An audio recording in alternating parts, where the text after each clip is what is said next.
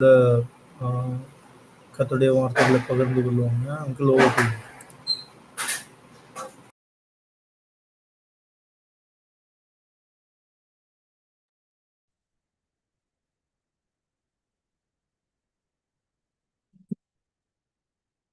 Okay. இயேசு கிறிஸ்துவின் வெளியேறப்பெற்ற நாமத்திலே உங்கள் யாவரையும் வாழ்த்துகிறேன். ஓ, அஹ், அஹ், ஒரு சில வாரங்களுக்கு பிறகு அஹ், அது பேக்ரவுண்ட் மாறி இருக்கும். கிளியரா தெரியுதான்னு தெரியல. Okay, anyway, okay, good, thank you. ஒரு சில வாரங்களுக்கு பிறகு மீண்டுமாக நாம் தேவனுடைய வார்த்தையை இணைந்து கற்றுக்கொள்ளும்படியாய் இணையும்படி தேவனாகிய கர்த்தர் நமக்கு கிருபை பாராட்டி இருக்கிறார். இணைந்திருக்கிற யாவரையும் மீண்டுமாய் வாழ்த்துகிறேன். ஒரு சில வாரங்களாக நாம் இவ்விதமாக இணைய முடியாததற்கு இந்த வேத பகுதியை படிக்க இயலாமைக்கு அதிகமாக வருந்துகிறோம். தொடர்ந்து கர்த்தருடைய சித்தத்தின்படியாய் நாம் இணைந்து கற்றுக்கொள்ள தேவன் தாமே நமக்கு கிருபை செய்வாராக. நாம் இவ்விதமாக வெவ்வேறு இடங்களிலிருந்து நாம் கூடினாலும் பரிசுத்த ஆவியானவர் நம்மை தேவனுடைய வார்த்தையினாலே இணைக்கிறார். ஸோ இதுவரையிலும் உங்களோடு பேசி கொண்டிருந்தது நாகர்கோவிலிருந்து. இந்த நாளிலே கோவை பட்டணத்திலிருந்து உங்களோடு கூட இணைகிறேன். நீங்களும் பல இடங்களிலிருந்து இணைகிறீர்கள். ஆனால் நாம் கற்றுக்கொள்ளுகிற இந்த வேத வாக்கியம் அல்லது தேவனாகிய கர்த்தர் நமக்கு கொடுத்திருக்கிற இந்த வேத வசனத்தை நாம் இணைந்து கற்றுக்கொள்ளும் போது எந்த இடத்துல இருந்தாலும் பரிசுத்த ஆவியானவர் மூலமாக நாம் ஒருங்கிணைக்கப்படுகிறோம். இது ஒரு பெரிய ஒரு ஆச்சரியமான காரியம். நாம் ஒருவேளை முகமுகமாய் பார்த்து வேத ஆராய்ச்சியில் ஈடுபடும் போது ஒரு விதமான வித்தியாசமான ஒரு ஐக்கியம் நமக்கு உண்டாகிறது. கடந்த நாட்களிலே நாம் அந்த ஆர்எம்சி சர்ச்சில் அதை நாம் அனுபவித்தோம். ஆனால் இதுலேயும் ஒரு விதமாக ஐக்கியம் உண்டாயிருக்கிறது. தம்பி ஜோமன் அது போல நாம் வெவ்வேறு இடங்களில் இருந்து இணைந்தாலும் இந்த வேத வாக்கியத்தை பரிசுத்த ஆவியான் ஒரே பரிசுத்த ஆவியானவர் மூலமாக நாம் ரட்சிக்கப்பட்டிருக்கிறபடினாலே, நாம் அந்த வேத வசனத்தின் மூலமா இணைகிறபடினாலே நாம் ஐக்கியத்தை பெறுகிறோம். அந்த ஐக்கியத்திலே நாம் அனல் பெறுகிறோம். ஒருவரை ஒரு நேசிக்கத்தக்கதாக தேவனுடைய அன்பை நாம் பெற்றுக்கொள்ளத்தக்கதாக தேவனுடைய அன்பை நாம் ரட்சிக்கப்பட்ட போது நாம் பெற்றிருக்கிறோம். வேத வாக்கியங்களை ஆராயும் பொழுதெல்லாம் பரிசுத்த ஆவியானவர் மூலமாக அந்த அன்பு நமக்குள்ளே ஊற்றப்படுகிறது. அதே அன்பினாலே நாம் ஒருவரை ஒரு நேசிக்கும் அந்த அன்பையும் கூட நாம் எக்ஸ்பீரியன்ஸ் பண்ணுகிறோம் என்பது நமக்கு கிடைத்திருக்கிற மகா பெரிய பாக்கியம். ஸோ இந்த நாளிலும் அந்த அனுபவத்தை தேவன் தாமே பரிசுத்த ஆவியானவர் மூலமாக நமக்கு அருளுவாராக. நாம் தொடர்ந்து ரோமருக்கு எழுதின நிருபம் 7வது அதிகாரம் 7வது அதிகாரத்தை நாம் கற்றுக்கொண்டு வருகிறோம். 7வது அதிகாரம் 1 முதல் 6 வசனங்களை நாம் படித்து கொண்டிருந்தோம். அருமையானவர்களே, ஒருவேளை உங்களில் ஒரு சிலர் நினைக்கலாம், ரோமர் 1வது அதிகாரம் 1 - 7 வரையிலும் அல்லது ஒவ்வொரு பகுதியாக இவ்வளவு நாட்கள் அதிலே அமர்ந்திருந்து அல்லது டுவெல் பண்ணி இவ்வளவு ஆழமாக அல்லது இவ்வளவு மெதுவாக கற்றுக்கொள்ள வேண்டுமா என்று ஒருவேளை நீங்கள் யோசிக்கலாம். அருமையான தேவனுடைய பிள்ளைகளை, கடந்த நாட்களிலே நாம் 1 கொரிந்தியர் நிருபத்தை கற்றுக்கொண்ட போது அதிலே இணைந்தவர்களுக்கு தெரியும். அதிலே அப்போஸ்தலனாகிய பவுல் அந்த 1 கொரிந்தியர் 3வது அதிகாரத்திலே நீங்கள் இன்னும் பால் உண்கிற குழந்தைகளைப் போல இருக்கிறீர்கள், நான் உங்களுக்கு போஜனத்தை கொடுக்க முடியவில்லை என்று அவர் அங்கே புலம்புவதை நாம் பார்க்கிறோம். ஸோ அந்த கொரிந்து சபை எவ்வளவு பரிதாபமாக இருந்தது. அப்படி இருந்ததற்கு காரணம் அவர்கள் கிறிஸ்துவிலே குழந்தைகளாக அல்லது மாம்சத்துக்குரியவர்கள் என்று எண்ணி பேசத்தக்கதான விதத்திலே அவர்கள் காணப்பட்டார்கள். ஆகையினாலே அவர்களுக்கு போஜனம் கொடுக்க முடியவில்லை என்பது. அருமையான தேவனுடைய பிள்ளைகளே, இந்த ரோமருக்கு எழுதின நிருபத்திலே அப்போஸ்தலனாகிய பவுல் அடிப்படையாய் மனிதனை ரட்சிக்கிற, நம்மை ரட்சிக்கிற இந்த சுவிசேஷத்தை தான் அருளுகிறார். ஆனால் அந்த சுவிசேஷம் அடிப்படையான உபதேசமாக இருந்தாலும் கூட அது பிராக்டிக்கலாக நாம பார்க்கும்போது கொஞ்சம் ஆழமான காரியம், அல்லது ஒரு பாலை போல அல்ல, போஜனமாக, கடினமான போஜனமாக, அல்லது ஆங்கிலத்திலே சொல்லுகிறபடி மீட்டாக இருக்கிறது. இந்த மீட் அல்லது இந்த போஜனத்தை தேவன் நமக்கு எழுதி கொடுத்திருக்கிறார். அப்போஸ்தலனாகிய பவுல் மூலமாக எழுதி கொடுத்திருக்கிறார். ஒருவேளை அப்போஸ்தலனாகிய பவுல் இதை எழுதி கொடுத்ததினாலே இதை பயன்படுத்த மாட்டாமல் இருக்கிறார்கள் என்பது அவருக்கு ஒரு அவரையுமே நாம் இன்னும் புலம்ப வைக்காதபடி, அல்லது தேவன் நமக்கு எழுதி கொடுத்திருக்கிறபடினாலே அவரை நாம் சந்தோஷப்படுத்துகிறவர்களாக, இரண்டாவது அவரை நாம் மகிமைப்படுத்துகிறவர்களாக, இந்த ரோமருக்கு எழுதின நிருபத்தை நாம் அவ்வளவு அதனுடைய நாம் ஏற்கனவே அறிந்திருக்கிறபடி அந்த நியூயான்சஸ், அதாவது இந்த உபதேசத்தில் உள்ள வளைவு நெளிவுகள் அல்லது சிறிய சிறிய பகுதிகளையும் நாம் பார்ப்பதைத்தான் அந்த போதனையினுடைய நியூயான்சஸ் என்று நாம் சொல்லுகிறோம். அல்லது அதனுடைய சரியான தமிழ் வார்த்தை ஆழங்கள், அல்லது அந்த சிறிய சிறிய காரியங்கள், சிறிய சிறிய அம்சங்கள், அவைகள் நமக்கு நம்முடைய ஆவிக்குரிய வாழ்க்கைக்கு பிரயோஜனமாக அதை நாம் தியானிக்கும் போது தேவன் மகிமைப்படுகிறார் என்பதும் ஒரு காரியம் இருக்கிறது. இவைகள் நமக்கு நம்முடைய ஆவிக்குரிய வாழ்க்கைக்கு பயனுள்ளதா இருக்கும்படி தான் தேவன் எழுதி கொடுத்திருக்கிறார். ஸோ 7வது அதிகாரத்துல நாம் தொடர்ந்து பரிசுத்தமாகுதலை பார்த்து கொண்டிருக்கிறோம். 6வது அதிகாரம், 7வது அதிகாரம் மிக குறிப்பாக பரிசுத்தமாகுதலை பற்றி போதிக்கிறது என்பதை நாம் அறிந்திருக்கிறோம். முதல் 3 அதிகாரங்களும் ஜஸ்டிஃபிகேஷன் அல்லது நீதிமானாக்கப்படுதல், அல்லது நம்முடைய புரிந்து கொள்ளுதலின் அடிப்படையிலே நாம் சொல்லுவோமே ஆனால் ரட்சிக்கப்படுதல். முதல் முறையாக ஒரு மனிதன் ரட்சிக்கப்படுதல் என்கிற காரியம் 1வது அதிகாரம் முதல் 3வது அதிகாரம் வரைக்கும் இருக்கிறது என்பதை நாம் பார்த்தோம். 4வது அதிகாரம் அந்த விசுவாசத்தை குறித்து இருக்கிறது. 5வது அதிகாரத்திலிருந்து தொடர்ந்து இந்த ரட்சிக்கப்படுவதனுடைய நன்மைகள், அல்லது அதோடு கூட இணைந்திருக்கிற ஆசீர்வாதங்கள், அல்லது விசுவாசத்தினாலே இவ்விதமாக நீதிமான் ஆக்கப்பட்ட ஒரு மனிதனுடைய வாழ்க்கையிலே கிடைக்கிற அந்த ஆசீர்வாதங்கள், அல்லது benefits of justification by faith, அதைத்தான் தொடர்ந்து படித்து கொண்டிருக்கிறோம். அதனுடைய ஒரு பகுதியாகத்தான் இந்த சாங்டிஃபிகேஷன் அல்லது பரிசுத்தம் ஆக்கப்படுதல் என்கிற காரியம். ஸோ இவ்விதமாக விசுவாசத்தினாலே நீதிமானாக்கப்பட்ட ஒரு மனிதனுடைய வாழ்க்கை மனம் போல வாழ்கிற ஒரு வாழ்க்கையாக நிச்சயமாக இருக்காது.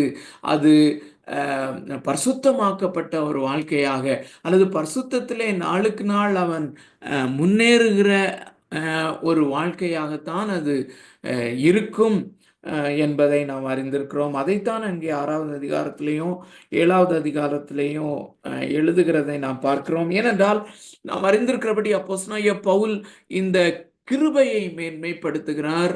நிச்சயமாக நாம் ரட்சிக்கப்படுகிற இந்த சுவிசேஷத்தை நாம் மேன்மைப்படுத்தும் போது, அல்லது அதை அறியும் போது, நிச்சயமாக கிருபையை நாம் அல்லத்தட்ட முடியாது. இவ்விதமாக கிருபையை மேன்மைப்படுத்தும் போது, அல்லது கிறிஸ்துவாலே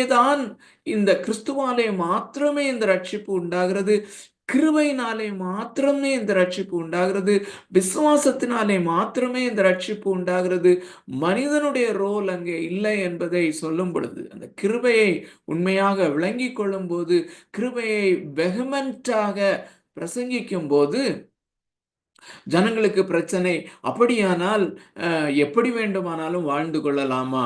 கிருபை பெருகிற இடத்திலே பாவம் பெருகிற இடத்திலே கிருபை பெருகிறது என்கிற அந்த சத்தியத்தை அவர் 5வது அதிகாரத்திலே கொண்டு வருகிறதை நாம பார்க்கிறோம். இவ்விதமாக பாவம் பெருகிற இடத்திலே கிருபை பெருகுகிறது என்றால், அப்படியானால் பாவத்திலே வாழலாமா?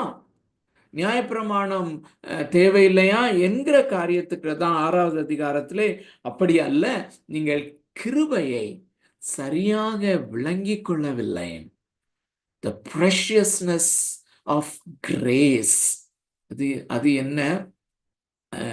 இந்த சுவிசேஷத்தையே நாம் சரியாய் வழங்கிக் கொள்ளவில்லை என்று சொல்லி அந்த கிருபையையும் விளக்கி அவர் சொல்லுகிறார். அந்த 6வது அதிகாரத்திலே அவருடைய மிக முக்கியமான கருப்பொருள் என்னவென்றால், நாம் கிறிஸ்துவோடு கூட ஒன்றிணைக்கப்படுகிறோம். அந்த 5வது அதிகாரத்திலே இருந்தே அதை தொடங்குகிறதை நாம பார்க்கிறோம். நாம் இவ்விதமாய் விசுவாசத்தினாலே நீதிமான் ஆக்கப்படும் பொழுது நடைபெறுகிற மிக முக்கியமான சம்பவங்களிலே ஒன்று என்னவென்றால், நாம் கிறிஸ்துவோடு கூட இணைக்கப்படுகிறோம். We come into the union with Christ. கிறிஸ்துவோடு கூட, கிறிஸ்து மரித்த போது கிறிஸ்துவோடு கூட நாமும் மரித்திருக்கிறோம். அதாவது அவருடைய மரணத்திலே ஒன்றிணைக்கப்பட்டிருக்கிறோம். We are united with the death of Christ. அவருடைய அடக்கம் பண்ணப்படுதலிலே நாம் இணைக்கப்பட்டிருக்கிறோம். அவருடைய உயிர்த்தெழுதலிலே இணைக்கப்பட்டிருக்கிறோம். அவரோடு கூட நாம் மரித்தோம், அவரோடு கூட நாம் அடக்கம் பண்ணப்பட்டோம், அவரோடு கூட நாம் உயிரோடு எழும்பி இருக்கிறோம். நாம் பாவத்திற்கு மரித்து நீதிக்கு என்று பிழைத்திருக்கிறோம். ஆகையினாலே நாம் பாவம் செய்ய முடியாது என்று சொல்லுகிறார். கிருபை அவ்வளவு மேன்மையானது என்று அவர் போதிக்கிறார். அது மாத்திரமல்ல, நாம் பாவத்திற்கு அடிமைகளாயிருந்தோம், இப்பொழுது நாம் அந்த அடிமைத்தன நமக்கு இல்லை. பாவத்திற்கு மரித்து நாம் நீதிக்கென்று அல்லது விடுதலை ஆக்கப்பட்டிருக்கிறோம் என்று 6வது அதிகாரத்தின் பின்பகுதியை அருமையானவர்களே, இவைகள் எல்லாமே ஒரு பிலாசபி போல அல்லது வெறும் போதனை போல நமக்கு தெரிந்தாலும் இவைகள் தான் உண்மையான சத்தியம். இவைகள் உண்மையாய் நம்முடைய வாழ்க்கையிலே நடந்திருக்கிறது என்கிறதை தான் அந்த கிராஸ்பிங் அல்லது கிராஸ்பிங் என்கிற வார்த்தையை நாம் அடிக்கடி பயன்படுத்தி கொண்டிருந்தோம். இந்த மாலை வேளையிலையும் நமக்கு பரிசுத்த ஆவியானவர் தாமே அந்த grasping எபிலிட்டியை கொடுப்பாராக. He may help us to grasp. இவைகள் நடந்திருக்கிறது என்பதை தத்ரூபமாய் உணரத்தக்கதாக பரிசுத்த ஆவியானவர் நமக்கு கிருபை செய்வாராக. 7வது அதிகாரத்தினுடைய துவக்கத்திலே அந்த நியாயப்பிரமாணத்திற்கு நாம் எப்படி மரித்திருக்கிறோம் அல்லது இந்த நாம் விசுவாசத்தினாலே நீதிமான்கள் ஆக்கப்பட்ட போது நியாயப்பிரமாணத்திற்கும் நாம் மரித்திருக்கிறோம் என்கிற அந்த கூற்றை கொண்டு வருகிறார், அந்த சத்தியத்தை கொண்டு வருகிறார்.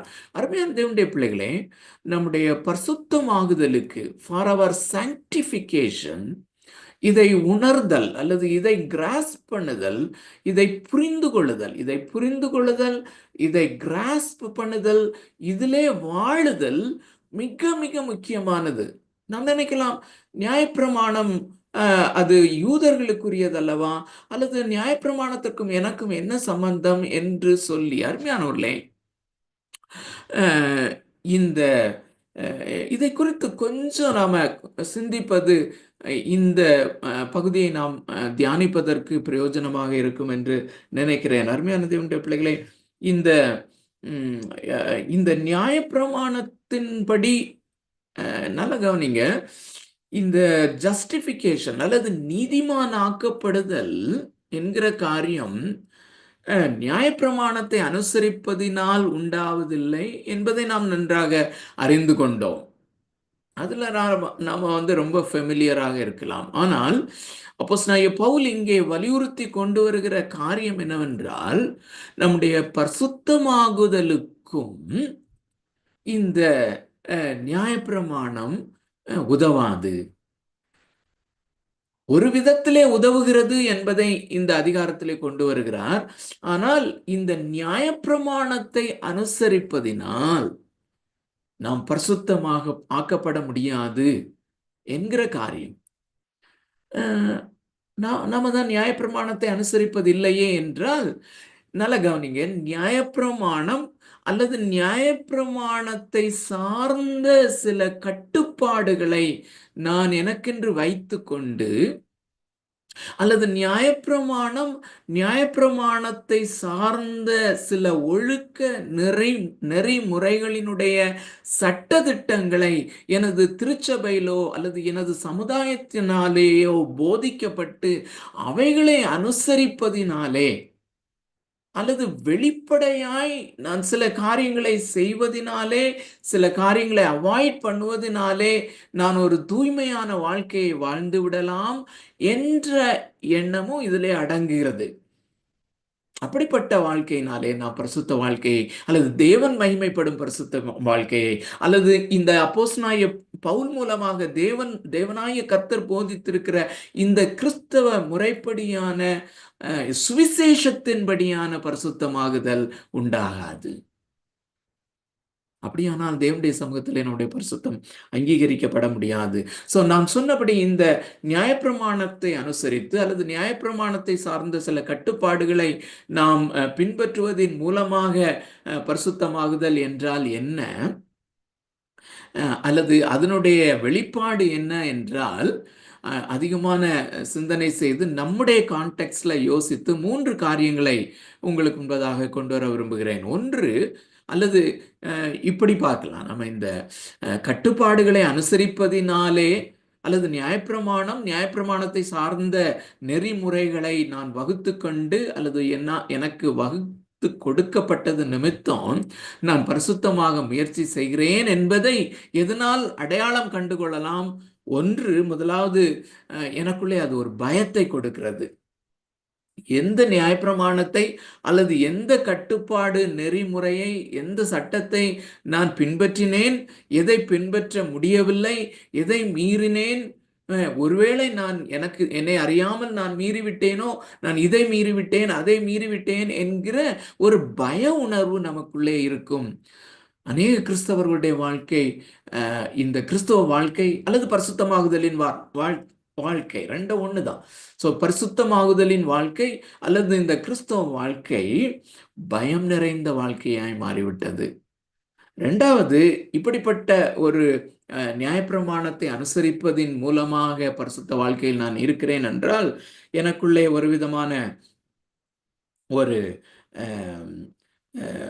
ஒரு கண்டமிங் அல்லது இந்த குற்ற உணர்வு அல்லது நான் குற்றப்படுத்தப்பட்டவனாக அல்லது தேவனுடைய சமூகத்திலே தைரியமாக ஜெபிக்கும்படி ஒரு ஆக்சஸ்க்கு உள்ளாக அவருடைய சமூகத்திலே நான் வர பயப்படுகிறவனாக, குற்ற உணர்வினால் பாதிக்கப்பட்டவனாக, நான் பாவியாக இருக்கிறேன், நான் சரியானபடி ஆண்டவர் விரும்புகிற ஒரு வாழ்க்கையை நான் வாழவில்லை, ஆகையினாலே அவருடைய சமூகத்திலே நான் போக முடியாது என்கிறதான ஒரு குற்ற உணர்வு அல்லது ஃபீலிங் ஆஃப் பீயிங் கண்டெம்டு, இப்படிப்பட்ட உணர்வு காணப்படலாம். அல்லது மூன்றாவது, அருமையான தேவனுடைய பிள்ளைகளை, இது பயங்கர ஆபத்தானது, ஒரு சாட்டிஸ்ஃபேக்ஷன், ஒரு கவலை இல்லாத வாழ்க்கை. நான் ரட்சிக்கப்பட்டு விட்டேன், நான் ரட்சிக்கப்பட்டிருக்கிறேன், நான் ஞானஸ்நானம் எடுத்திருக்கிறேன், நான் சபைக்கு ஒழுங்காக செல்லுகிறேன், நான் தசம பாகங்களை ஒழுங்காக கொடுத்து வருகிறேன், இவ்விதமான காரியங்கள், நான் ஜெபிக்கிறேன், நான் வேதம் வாசிக்கிறேன், ஆகையினாலே அந்த பரிசுத்த வாழ்க்கையை குறித்து வேறு எதுவும் கவலைப்பட வேண்டிய அவசியமில்லை என்பது போல ஒரு ஒரு ஒரு சாட்டிஸ்ஃபைடு கிறிஸ்டியன் லைஃப். அருமையான தேவனுடைய பிள்ளைங்களே, ஒருவேளை இப்படிப்பட்ட ஒரு சாட்டிஸ்ஃபேக்ஷன் இருக்குமானால், ஒருவேளை நம்முடைய கிரியைகளை சார்ந்து நான் பரிசுத்த வாழ்க்கையை நடத்தி கொண்டிருக்கிறவனாக காணப்படலாம். இதற்கு மாறாக எனக்குள்ளே ஒரு ஸ்ட்ரகிள் இருக்குமானால், இதை நான், அதாவது பாவத்தை மிகவும் வெயிட்டியராக, என்னை எப்பொழுதும் அசுத்தத்திற்கு நேராய் இழுத்து கொண்டிருக்கிற ஒரு மகா பெரிய ஒரு சக்தியாக பார்க்கிறேன். அது என்னை அவ்வப்பொழுது இழுத்து கொண்டிருக்கிறது. அதே நேரத்தில் இம்மீடியட்டாக நான் இந்த சுவிசேஷத்துக்கு வருகிறேன். சுவிசேஷத்திலே கர்த்தராகிய இயேசு கிறிஸ்து சிந்தின அல்லது இயேசு கிறிஸ்து செய்த அந்த பெரிதான ரட்சிப்புக்கென்று அவர் செலுத்திய அந்த விலைக்கிரயத்தினுடைய ப்ரெஷஸ்னஸை நான் உணர்ந்தவனாக அந்த கோட்டைக்குள்ளே நான் வந்து விடுகிறேன். சுவிசேஷம் என்கிற கோட்டைக்குள்ளே, அந்த ஃபோர்ட்ரஸ்க்குள்ளாக நான் வந்து விடுகிறேன். இந்த ரெண்டும் மாறி மாறி எனக்குள்ளே இருந்து கொண்டிருக்கிறது என்றால் நான் சரியான பாதையிலே சென்று கொண்டிருக்கிறேன் என்று அர்த்தம். அந்த ஸ்ட்ரகிள்லேயே நான் இருந்து கொண்டிருந்தால் அது ஆபத்தானது. ஆனால் மாறி மாறி அந்த ஸ்ட்ரகிள் இருக்கும் பொழுதே, அந்த ஸ்ட்ரகிள் எவ்வளவு பெயின்ஃபுல்லாக இருக்கிறதோ அவ்வளவு நல்லது. ஆனால் இம்மீடியட்டாக அந்த ப்ரெஷியஸ்னஸ் ஆஃப் த காஸ்பலுக்குள்ளே வருகிறது. இந்த காரியம் நமக்குள்ளே இருக்குமானால் நான் சரியான அந்த சாங்டிஃபிகேஷன் ப்ராசஸில் நான் போய்கொண்டிருக்கிறேன் என்பதை நாம் காண முடியும். ஸோ இந்த ஒரு சிறிய இன்ட்ரோடக்ஷனோட கூட நான் 7வது அதிகாரம் 1-6 கர்த்தருக்கு சித்தமானால் இன்று நிச்சயமாக நாம் முடிக்க வேண்டும் என்று நான் நினைத்தேன். முடிக்க வேண்டும். ஸோ 1வது வசனம் முதல் 6வது வசனம் வரையிலும் நான் உங்களுக்காக வாசிக்கிறேன். உங்களுடைய வேதாகமத்தை திறந்து அதை நீங்கள் பாருங்கள். நியாயப்பிரமாணத்தை அறிந்திருக்கிறவர்களுடனே பேசுகிறேன். சகோதரரே, ஒரு மனுஷன் உயிரோடு இருக்கும் அளவும் நியாயப்பிரமாணம் அவனை ஆளுகிறது என்று அறியாமல் இருக்கிறீர்களாம்? அது எப்படி எனில், புருஷனை உடைய ஸ்திரீ தன் புருஷன் உயிரோடு இருக்கும் அளவும் நியாயப்பிரமாணத்தின்படியே அவனுடைய நிபந்தனைக்கு உட்பட்டிருக்கிறாள். புருஷன் மரித்த பின்பு புருஷனை பற்றிய பிரமாணத்தினின்று விடுதலையாயிருக்கிறாள். ஆகையால் புருஷன் உயிரோடு இருக்கையில் அவள் வேறொரு புருஷனை விவாகம் பண்ணினால் விபச்சாரி எனப்படுவாள். புருஷன் மரித்த பின்பு அவள் அந்த பிரமாணத்தினின்று விடுதலையானபடியால் வேறொரு புருஷனை விவாகம் பண்ணினாலும் விபச்சாரி அல்ல. அப்படி போல என் சகோதரரே, நீங்கள் மரித்தோரிலிருந்து எழுந்த கிறிஸ்து என்னும் வேர் ஒருவர் உடையவர்களாகி தேவனுக்கென்று கனி கொடுக்கும்படி கிறிஸ்துவின் சரீரத்தினாலே நியாயப்பிரமாணத்துக்கு மரித்தவர்களானீர்கள். நாம் மாம்சத்திற்குட்பட்டிருந்த காலத்தில் நியாயப்பிரமாணத்தினாலே தோன்றிய பாவ இச்சைகள் மரணத்திற்கு ஏதுவான கனிகளை கொடுக்கத்தக்கதாக நம்முடைய அவயவங்களிலே பலன் செய்தது. இப்பொழுதோ நாம் பழமையான எழுத்தின்படி அல்ல, புதுமையான ஆவியின்படி ஊழியம் செய்யத்தக்கதாக நம்மை கட்டியிருந்த நியாயப்பிரமாணத்துக்கு நாம் மரித்தவர்களாகி அதினின்று விடுதலை ஆக்கப்பட்டிருக்கிறோம். அருமையான தேவனுடைய பிள்ளைகளே, இது மிக மிக முக்கியமான ஒரு வேத பகுதி. ஏனென்றால் இந்த 7வது அதிகாரத்தினுடைய மீதி பாகம் இந்த காரியத்தை நாம் புரிந்து கொள்வதின் அடிப்படையிலே இருக்கிறது. அருமையான தேவனுடைய பிள்ளைகளே, அதுல 4வது வசனத்துல 2-3 வாரங்கள் நாம் நின்று படித்தோம் என்று நினைக்கிறேன். 4வது வசனம், அப்படி போல என் சகோதரரே, நீங்கள் மரித்தோரிலிருந்து எழுந்த கிறிஸ்து என்னும் வேர் ஒருவர் உடையவர்களாகி. ஸோ இதை ஆங்கில வேதாகமத்திலே நீங்கள் பார்ப்பீர்களே ஆனால், அல்லது ஆத்தரைஸ்ட் வெர்ஷன், கிங் ஜேம்ஸ் வெர்ஷன்ல பார்ப்பீங்களா என்றால், you are married to another person called Christ என்று எழுதியிருக்கிறது. நமக்கு திருமணமானது என்றே மிகவும் எக்ஸ்பிளிசிட்டாக, வெளிப்படையாக எழுதியிருக்கிறத நம்ம பார்க்க முடியும். ஏன்னா தமிழ்ல கிறிஸ்து என்னும் வேர் ஒருவர் உடையவர்களாகி அப்படின்னு சொல்லும்போது அந்த கான்டெக்ஸ்ட்ல மிகவும் தெளிவாக புரியுது, திருமணத்தில் இணைக்கப்பட்டிருக்கிறோம் என்று நாம் அப்படிதான் பார்த்து கொண்டிருந்தோம். ஆனால் ஆங்கிலத்தில் அந்த கிங் ஜேம்ஸ் வெர்ஷன்ல வெளிப்படையாகவே எழுதியிருக்கிறத நாம் அறிந்திருக்கிறோம். இந்த திருமண உறவு அல்லது இயேசு கிறிஸ்துவோடு கூட, இயேசு கிறிஸ்துவாகிய மணவாளனுக்கு நாம் மணவாட்டி ஆக்கப்பட்டிருக்கிறோம். மணவாளனும் மணவாட்டியுமாக அல்லது கணவனும் மனைவியுமாக அந்த யூனியன்ல நாம் வந்திருக்கிறோம், அந்த இணைப்புக்குள்ளாக வந்திருக்கிறோம். அந்த இணைப்பினுடைய ப்ரெஷியஸ்னஸை நாம் உணர்ந்து கொள்வது, கிராஸ் பண்ணுவது நம்முடைய பரிசுத்தமாகுதல் என்கிற அந்த ப்ராசஸ்க்கு மிக மிக மிக மிக முக்கியமானது அருமையானவர்களே. இதை நாம் சரியாக விளங்கிக் கொள்வோமானால், கிராஸ் பண்ணுவோமையானால், நாம் சந்தோஷமாக மகிழ்ச்சியாக இந்த பரிசுத்தமாகுதலை என்ஜாய் பண்ணி அதை நாம் நிறைவேற்ற முடியும். அவர் லைஃப் ஆஃப் சாங்டிஃபிகேஷன் அல்லது அவர் experience of sanctification will be joyful. அது நியாயப்பிரமாணத்தை அனுசரிப்பதினால் வருகிற ஒரு பரிசுத்த வாழ்க்கை. அருமையான தேவனுடைய பிள்ளைகளை, இந்த அநேகருடைய இந்த சாங்டிஃபிகேஷன் அல்லது கிறிஸ்தவ வாழ்க்கை புலம்பலாகத்தான் இருக்கிறது. நான் அவங்கள மாதிரி இல்லை, இவங்கள மாதிரி இல்லை, தேவன் விரும்புகிற பரிசுத்த வாழ்க்கை என்னிலே இல்லை, தேவன் எதிர்பார்க்கிற மாதிரி நான் இந்த காரியத்துல இல்லை, இந்த காரியத்திலே இல்லை என்று புலம்பும்படியான ஒரு கிறிஸ்தவ வாழ்க்கையை தேவன் நமக்கு அமைத்து கொடுக்கவில்லை அருமையானவர்களே. It is a beautiful enjoyment with Christ. ஒரு திருமண உறவுல ஒரு நல்ல ஹஸ்பண்டோட, பெஸ்ட் ஹஸ்பண்டோட நாம் இணைக்கப்பட்டு ஒரு ஒரு ஒரு பியூட்டிஃபுல் லவ் ரிலேஷன்ஷிப்புக்குள்ள வாழும்படியா அழைக்கப்பட்டிருக்கிறோம். It's a beautiful experience.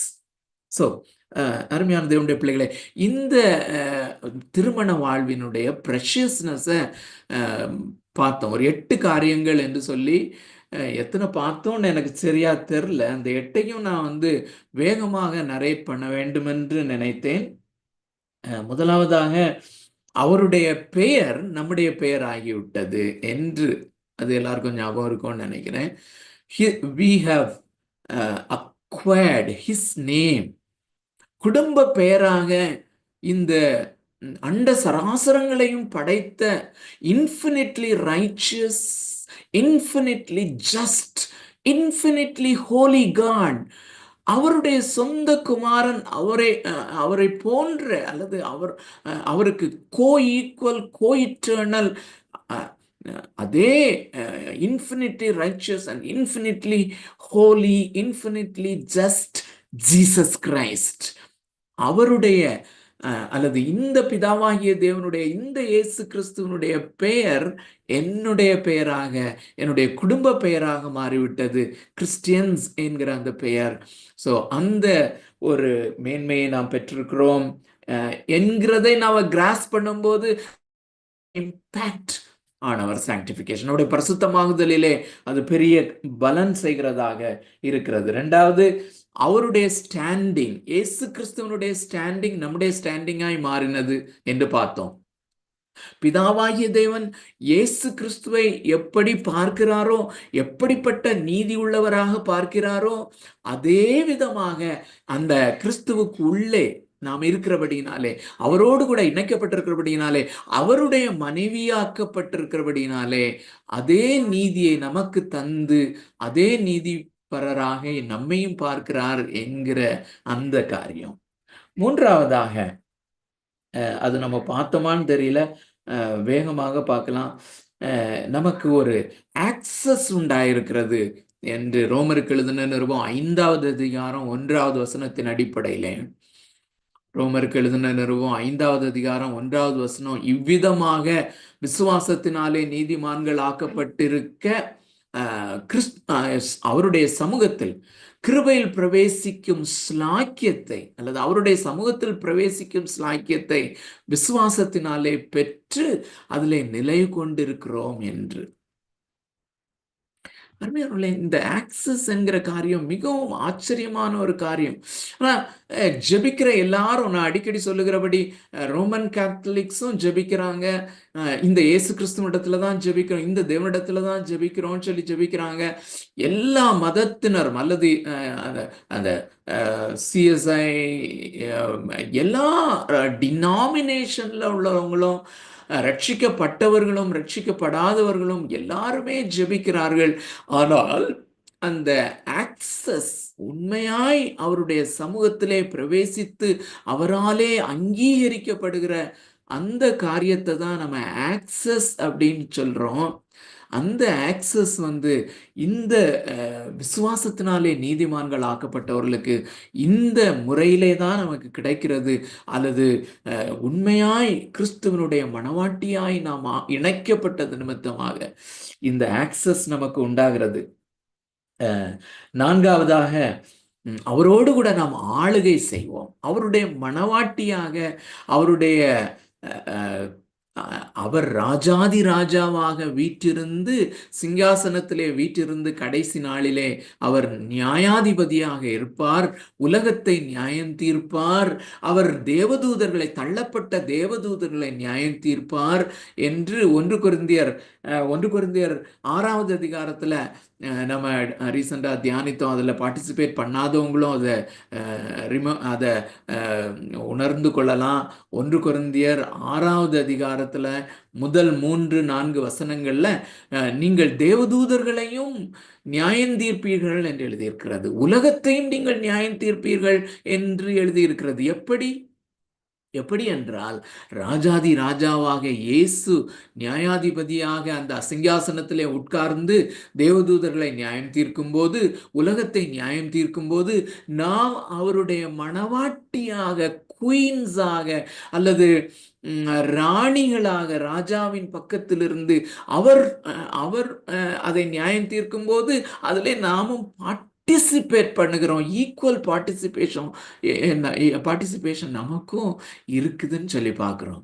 What a glorious opportunity it is. அருமையானவர்களே, what a glorious privilege it is. எவ்வளவு பெரிதான ஒரு ஸ்லாக்கியம் இது. இந்த ஸ்லாக்கியத்தை நான் பெற்றிருக்கிறபடியினால அதை வைத்துதான் அந்த அப்போஸ்தலனாகிய பவுல் கொரிந்தியருக்கு எழுதும்போது, நீங்கள் தள்ளப்பட்ட தூதர்களையும் அல்லது தேவதூதர்களையும் நியாயம் தீர்க்கிறவர்களான அந்த பொசிஷன் உங்களுக்கு கொடுக்கப்பட்டிருக்கும் போது, அற்பமான வழக்குகளை நீங்கள் திருச்சபையில ஒருவருக்கொருவர் வருகிற வழக்குகளை, சகோதர சகோதரிகளுக்குள்ளே உள்ள வழக்குகளை நீங்களே தீர்த்து கொள்ள முடியாதா என்று அதனுடைய அப்ளிகேஷனை அவர் எழுதுகிறத நம்ம பார்க்கிறோம். அதுக்கு பிறகு 5வதாக பொசஷன், அவருடையதெல்லாம் நம்முடையதாய் மாறி விடுகிறது. அருமையானவர்களே, இந்த வசனத்தை நம்ம வாசித்து பார்க்கறது நல்லதுன்னு நினைக்கிறேன். நமக்கு தெரிஞ்ச வசனம் தான். 1 கொரிந்தியர் 3வது அதிகாரம், அப்போஸ்தலனாகிய பவுல் கொரிந்தியருக்கு எழுதின 1வது நிருபத்தினுடைய அந்த 3வது அதிகாரம், 1 கொரிந்தியர் 3வது அதிகாரம் 21 23 வரை வாசிக்கிறேன். உங்களுடைய வேதாகமத்துல பாருங்க, ஃபாலோ பண்ணுங்க. இப்படி இருக்க ஒருவனும் மனுஷரை குறித்து மேன்மை பாராட்டாது இருப்பானாக. எல்லாம் உங்களுடையதே, எல்லாம் கிறிஸ்துவனுடையது, எல்லாம் பிதாவினுடையது எல்லாமே அவருடைய குமாரனாகிய கிறிஸ்துவுக்கு இன்ஹெரிட்டன்ஸ் ஆக இருக்கிறது. அந்த குமாரனாகிய இயேசு கிறிஸ்துவோடு கூட நாம் இணைந்து இன்ஹெரிட்டர்ஸ் ஆக அல்லது உடன் சுதந்திரராக்கப்பட்டிருக்கிறோம். கணவனுக்குரியது எல்லாமே மனைவிக்குரியதாக இருக்கிறது என்பது நமக்கு தெரியும் அல்லவா? எல்லாம் உங்களுடையதே. பவுலாகிலும் அப்பல்லோவாகிலும் கேபாவாகிலும் உலகமாகிலும் ஜீவனாகிலும் மரணமாகிலும் நிகழ்காரியங்களாகிலும் வருங்காரியங்களாகிலும் எல்லாம் உங்களுடையதே. நீங்கள் கிறிஸ்துவினுடையவர்கள், கிறிஸ்து தேவனுடையவர்கள். நீங்கள் கிறிஸ்துவினுடையவர்கள், கிறிஸ்து தேவனுடையவர். So everything belongs to you. Even Christ belongs to you. You belong to Christ. Christ belong to you. நான் அவருடையவன், அவர் என்னுடையவன். What a beauty. இந்த கிராஸ்ப மாத்திரம் கொடுத்தாரானால், இந்த வெளிச்சத்திலே நாம் அந்த உன்னத பாட்டின் புஸ்தகத்தை படிக்கும்போது என் நேசர் என்னுடையவர். Oh, what a beautiful statement it is. என் நேசர் என்னுடையவர், நான் அவருடையவர், நான் அவருடையவள். என் நேசர் என்னுடையவர், நான் அவருடையவள். அதை அவள் சொல்லும்போது எப்படிப்பட்ட உணர்வு இருக்கிறதோ அந்த உணர்வு இது எல்லாரும் சொல்லலாம். பட் ஆனால் இந்த பரிசுத்த ஆவியானவர் மூலமாக இதை நாம் செய்யும் போது, அல்லது அந்த ரியாலிட்டிக்குள்ள வந்து நாம செய்யும் போது, it has a impact in our sanctification. நம்முடைய பரிசுத்தமாகுதலிலே அதனுடைய இம்பாக்ட் வேற விதமாக இருக்கிறது. ஸோ அது மாத்திரம் இல்ல, அவருடைய ஒரு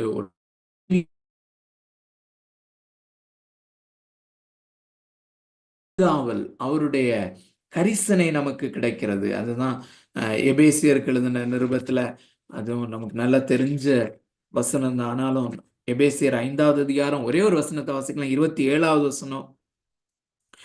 கரை திரை முதலானவைகள் ஒன்றுமில்லாமல் பரிசுத்தமும் பிழையற்றதுமான மகிமையுள்ள சபையாக அதை தமக்கு முன் நிறுத்தி கொள்வதற்கும் தம்மைத்தாமே அதற்காக ஒப்பு கொடுத்தார். அருமையான தேவனுடைய பிள்ளைகளே, இந்த பரிசுத்தமாகுதல் என்பது தேவனாய கர்த்தர் அல்லது இயேசு கிறிஸ்து அல்லது பரிசுத்த ஆவியானவர், இந்த மூவரும் எடுத்துக்கொண்டிருக்கிற ஒரு டாஸ்க். நாம் விசுவாசத்தினாலே நீதிமான் ஆக்கப்பட்டவர்களாக இருப்போமானால், நம்மை தனிப்பட்ட முறையிலே இயேசு கிறிஸ்துவின் சாயலுக்கொப்பாய் மாற்றி பரலோகத்துக்கு கொண்டு போய் சேர்க்கும் வரையான அல்லது சேர்க்கிற அந்த டாஸ்க இயேசு கிறிஸ்து பொறுப்பாக எடுத்திருக்கிறார். நம்மை கரைதரை இல்லாதவர்களாக அவருடைய சமூகத்திலே தாமே நிறுத்திக் கொள்வது என்பது அவருடைய டிட்டர்மினேஷன். அதை அவர் செய்து முடிப்பதற்காக தம்மை தாமே தந்திருக்கிறார் ஒரு கணவனாக என்பதைத்தான் 27வது வசனத்திலே நாம் பார்க்கிறோம். சமீபத்தில் ஒரு சகோதரன் எனக்கு ஃபோன் பண்ணி நாகர்கோயிலேருந்து அவர் பேசினார். பைபிளை என்ஜாய் பண்ற ஒரு சகோதரன். அவர் சொல்லும்போது சொன்னாரு, இந்த எனக்கு ரொம்ப பிரயோஜனமாக இருந்தது ஒரு ஸ்டேட்மெண்ட். ஆக்சுவலா அவர் சொல்லுகிறார், வேத வசனத்தின் அடிப்படையிலே சஃபரிங் அல்லது நாம் படுகிற பாடுகளை ஒரு ப்ரொட்டெக்ஷனை போல தேவன் பயன்படுத்தி நம்மை பரிசுத்தமாக்குவதற்கு ஒரு ப்ரொட்டெக்ஷனை போல அவர் பயன்படுத்தி நம்மை கடைசியாக கொண்டு போய் சேர்க்கிறார் என்றார். தேவனுடைய பிள்ளைகளை, நமக்கு வருகிற பாடுகள், உபத்திரவங்கள் ஒன்றையும் அவர் வீணாக்குவதில்லை. He never wastes any of the suffering. எந்த விதமான பாடுகளையும் அவர் வீணாக்குவதில்லை. எல்லா பாடுகளையும் ஒருங்கிணைத்து அவருடைய சாயலுக்கொப்பாய் நம்மை மாற்றுவது, that itself is the protection. நாம பயப்பட வேண்டிய அவசியம் இல்லை. அவர் தம்மைத்தாமே இதற்கென்றே கொடுத்திருக்கிறார். He gave himself to the church. He gave himself. அவர் தம்மைத்தாமே ஒப்பு கொடுத்தார் என்று போட்டிருக்கிறது. அது மாத்திரம் இல்ல, we have received his love. அவருடைய அன்பை நாம் பொசஷனாக பெற்றிருக்கிறோம். இதன் அடிப்படையிலே தான், இந்த வெளிச்சத்திலே தான் நாம் ரோமருக்கு எழுதின நிருபம் 8வது அதிகாரத்தினுடைய அந்த கடைசி பகுதியை நம்ம படிக்க முடியும். உபத்திரவமோ, நாசமோசமோ, துன்பமோ எதுவும் கிறிஸ்துவிலே உள்ள தேவனுடைய அன்பை விட்டு நம்மை பிரிக்க முடியாது என்கிற காரியம். ஸோ நமக்கு அருளப்பட்ட பரிசுத்த ஆவியினாலே தேவ அன்பு நம்முடைய உள்ளங்களிலே ஊற்றப்பட்டு இருக்கிறது என்றால், it is once for all. we possess his love. அவருடைய அன்பை நாம் பெற்றிருக்கிறோம். அருமையான தேவனுடைய பிள்ளைகளே, ஸோ இவ்வளோ காரியங்களும் இந்த 4வது வசனத்திற்கு உள்ளே இருக்கிறது.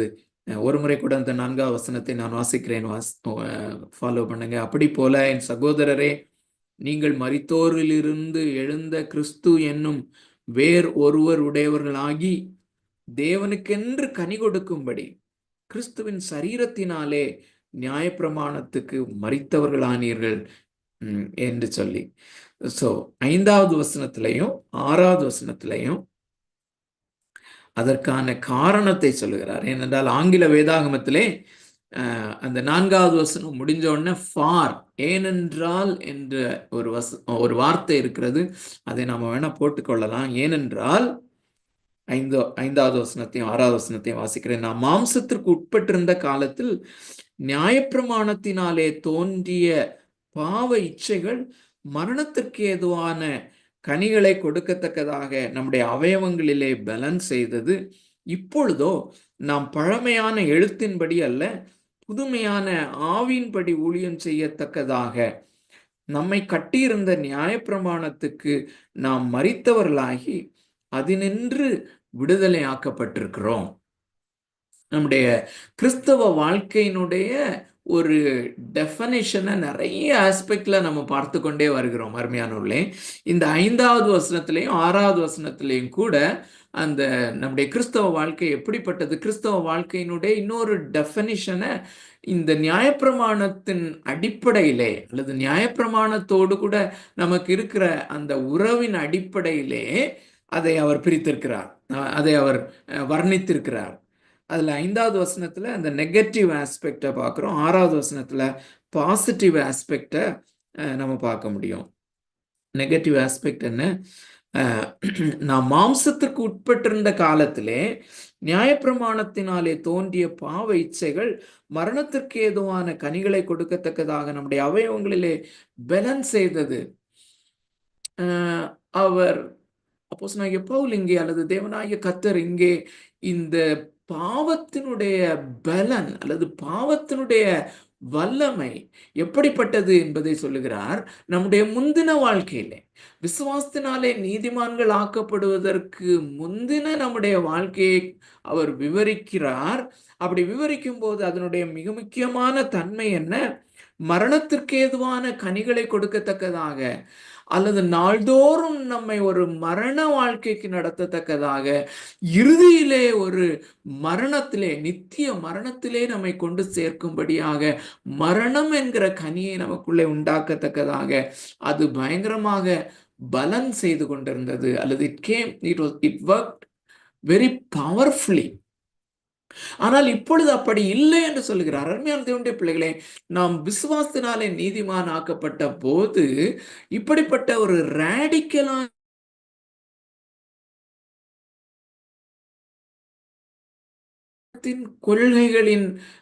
கொள்கைகளை குறித்த உறவிலே இப்படிப்பட்ட மாற்றம் உண்டாயிருக்கிறது என்று. அப்போ அந்த நீதிமான் ஆக்கப்படுவதற்கு முன்பு எப்படி நம்முடைய வாழ்க்கையில இருந்தது அந்த நியாயப்பிரமாணம்? நியாயப்பிரமாணத்தினாலே பாவ இச்சைகள் தோன்றினது என்று சொல்லுகிறார். அதற்கு முந்தின அந்த மாம்சத்திற்கு உட்பட்டிருந்த காலத்தில் அதை குறித்து ஒரு சில காரியங்களை நம்ம பார்த்து இன்றைக்கு நம்ம முடிக்கலாம். ஏன்னா இதை நம்ம தொடங்கினோமானால் அந்த நெகட்டிவான காரியத்தையும் பாசிட்டிவான காரியத்தையும் அல்லது 5வது வசனத்தையும் 6வது வசனத்தையும் நம்ம இணைத்து பார்க்கவில்லை என்றால் அதனுடைய அர்த்தத்தை நாம் சரியாக அப்சர்வ் பண்ண முடியாது. ஆகையினாலே பரிசுத்த ஆவியானவர் நமக்கு தொடர்ந்து உதவி செய்வாராக. கர்த்தருக்கு ஸ்தோத்திரமானால் நம்ம அடுத்த வாரத்திலே நாம் அதை பார்ப்போம்.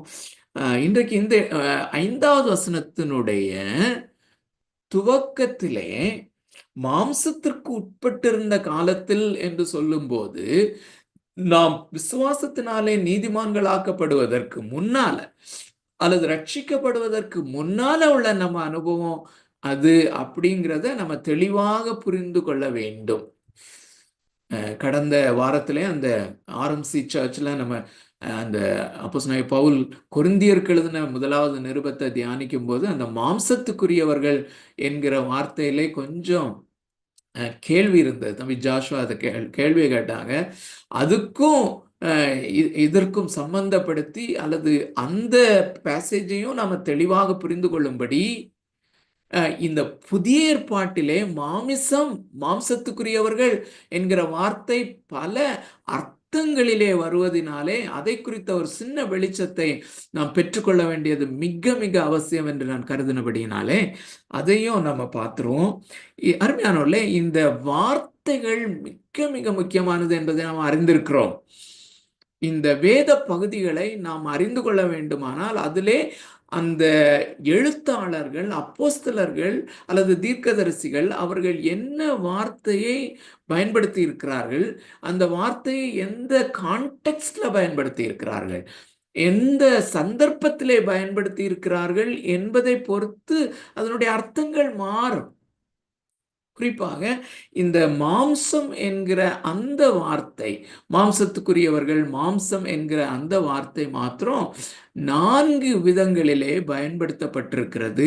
அது எந்தெந்த இடத்திலே என்னென்ன பயன்பாடு வருகிறது என்பதை நாம் அறிந்து கொண்டால்தான் அதை சரியாக நாம் விளங்கிக் கொள்ள முடியும். முதலாவதாக மாம்சம் என்கிறது எல்லா மக்களையும் குறிக்கிறது, அல்லது மனிதர்களாக பிறந்திருக்கிற இந்த உலகத்திலே ஸ்திரீனிடத்திலே பிறந்த எந்த ஒரு மனுஷனையும் மனுஷியையும் சேர்த்து சொல்லும் போது மாம்சம் என்று சொல்லப்படுகிறது. அதுக்கு ஒரு நல்ல எக்ஸாம்பிள் 1 பேதுரு, வேகமாக நம்ம வாசித்து பார்த்துடலாம். அப்போஸ்தலனாகிய பேதுரு எழுதின முதலாவது நிருபம் 1வது அதிகாரம் 24வது வசனம், அதனுடைய முதல் பகுதியை மாத்திரம் வாசிக்கிறேன். மாம்சம் எல்லாம் புல்லை போலவும் மனுஷருடைய மகிமை எல்லாம் புல்லின் பூவை போலவும் இருக்கிறது. புல் உலர்ந்தது, அதன் பூவும் உதிர்ந்தது. மாம்சம் எல்லாம் புல்லை போல இருக்கிறது என்று சொல்லும்போது எல்லா மனுஷரும் மனுஷியும் சேர்த்து புல்லை போல இருக்கிறது. மனுஷ வாழ்க்கையை குறித்து அது சொல்லுகிறது. அதே இன்னும் மிக தெளிவாக லூக்கா எழுதின சுவிசேஷம் 3வது அதிகாரம் 5வது வசனம். லூக்கா 3:5. லூக்கா எழுதின சுவிசேஷம் 3வது அதிகாரம் 5வது வசனம். மாம்சமான யாவரும் தேவனுடைய ரட்சிப்பை காண்பார்கள் என்றால், இயேசு கிறிஸ்துவனுடைய பிறப்பு நிமித்தமாக உலகத்திலே வாழ்கிற மனிதர்கள் எல்லாம் தேவனுடைய ரட்சிப்பை காண்பார்கள் என்று. எல்லா மனுஷரையும் மாம்சம் என்று வேதாகமும் மிக குறிப்பாக புதிய ஏற்பாடு அதை சொல்லுகிறது. 2வது கலாத்தியருக்கு எழுதின நிருபத்தில் அது இன்னொரு யூசேஜ். கலாத்தியருக்கு எழுதின நிருபம் 2வது அதிகாரம் 20வது வசனம். சரீரம், வெறுமனே சரீரத்தில் அல்லது சரீரத்தை குறிக்கிற நம்முடைய கண், மூக்கு, வாய் எல்லாம் இருக்கிற இந்த சரீரம், தோல் முதலானவைகள் இருக்கிற இந்த சரீரத்தை குறிக்கிறதாக 2வது அதிகாரம் 20வது வசனம். கிறிஸ்துவுடனே கூட சிலுவையில் அறையப்பட்டேன், ஆயினும் பிழைத்திருக்கிறேன். இனி நான் அல்ல, கிறிஸ்துவே எனக்குள் பிழைத்திருக்கிறார். நான் இப்பொழுது மாம்சத்தில் பிழைத்திருக்கிறதோ